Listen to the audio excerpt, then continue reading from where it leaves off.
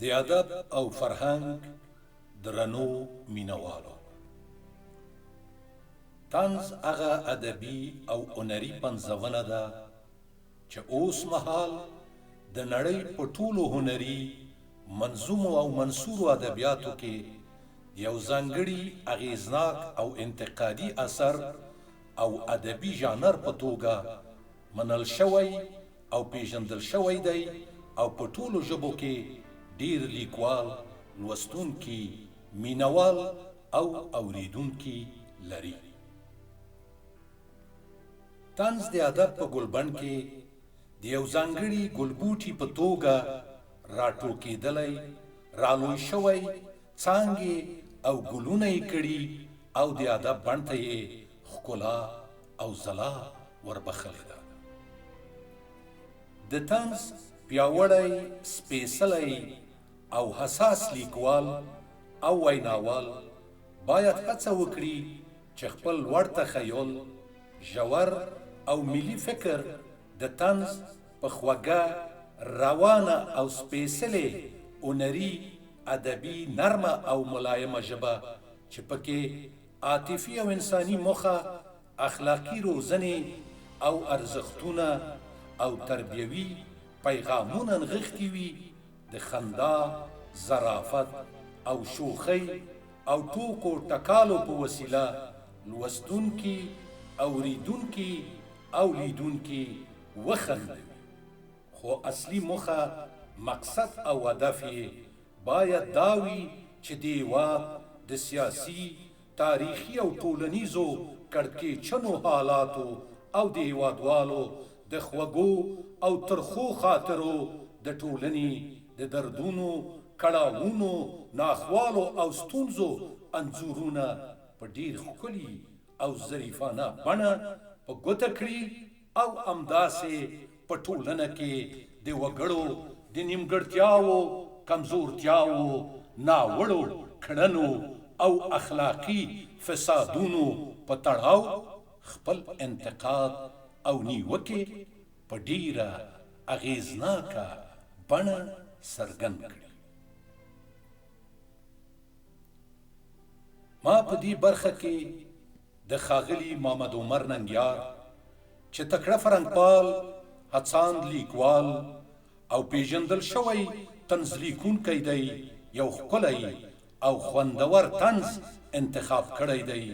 تاسو د ادب درنو مینوالو ته یې ډالۍ کوم. د طنز نوم دی پردی ګیره.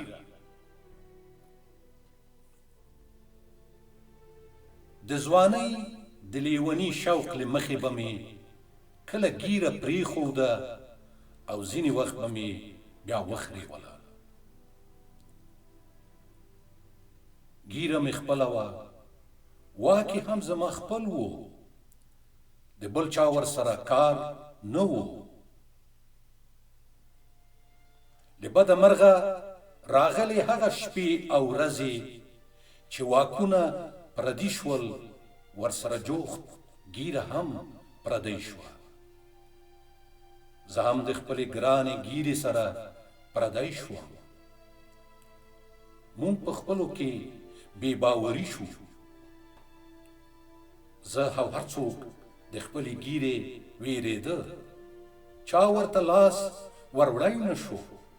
ډیره موده تیره شوه، ګیره مې ښه ببره شوې وه. دا چې څو ځلې پرې ډبول شوی وم، ګوتې مې وروړی نه شوی.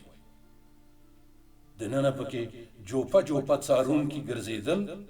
کله به یې چې زما د مخ په وچ پوټکي غاښ خښ کړ، هنداره ته به ودرېدم. ګوتې به مې ورنږدې کړې چې به مې کاته، ښکرونه به یې خښ کړل او خبرداری به یې راکړ چې هلکه خپل حد او حدود وپېژنه. ژر به مې ترې ګوتې لرې کړې او ورته به مې وویل معافي غواړم، ښه اشتیا. نور نو دې وضعیت 2 سپېږمو ته راوستی و. په خوب او په ویښه مې چاره لټوله. یوه شپه چې په همدې چرتونو کې ورک شوی وم، د سلماني په هټۍ کې مې ځان بیا موند.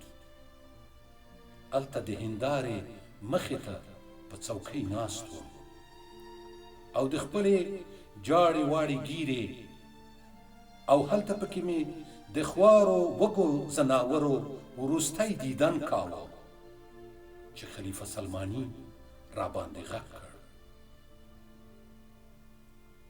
امر وکړئ خیرنه خړه ټوټه یې د غاړې راتاوه کړه او بیا یې په مهربانۍ وویل: قربان د سر ویښتان دې ماشین کړم که یې په چاړه وخریم. شاوخوا مې وکتل او بیا مې په قراره ورته ګیره وښودله. په زارۍ مې ورته وویل: خلیفه جانه، نور یې نشم ساتلی، وګوره چې پکې څه انډوخر دی، ګوتې ور وړی نشم. پوټکی مې پر مخ پاتې دی، پاکې په چاړه وخرې وه. چې خبره مې لا تمامه کړې نه وه، خلیفه سلماني غږ کړ: خیر کړې خدایه، څه اورم؟ خپل شاګرد ته یې غږ کړ: هلکه اورې؟ لکه چې مرګي په مخه کړی دی، زه چې ورسره مونږ خراب نشو. همدا یې وویل، د دوکان دروازې لوري ته یې منډه کړه. شاګرد یې هم لکه کارتوس ورپسې والوت. زه پاتې شوم او دوکان. ژر خپله لاس په کار شوم، ګیره مې ښه په مزه پسته کړه او بیا مې لکه خوني دښمن چاړه پرې راښکله.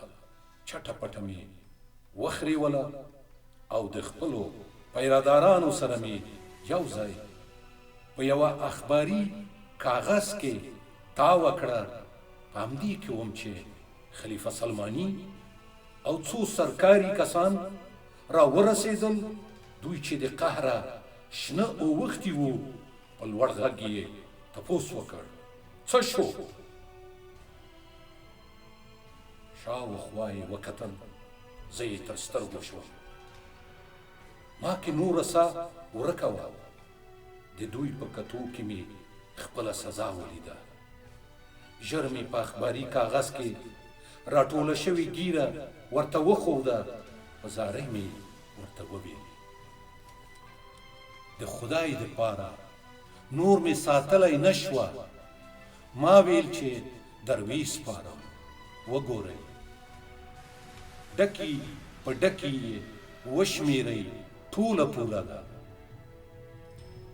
ما لا خپلې خبرې پوره کړې نه وې چې د سوک څپېړې او کنداغونو باران را باندې جوړ شو. ما چیغې کړې، د خپلو چیغو په عیبت د خوبه راویښ شوم. په خپلو خولو کې لوند خیشت وم. ژر مې په مخ لاس تیر کړ، ګیره مې پر مخ وه.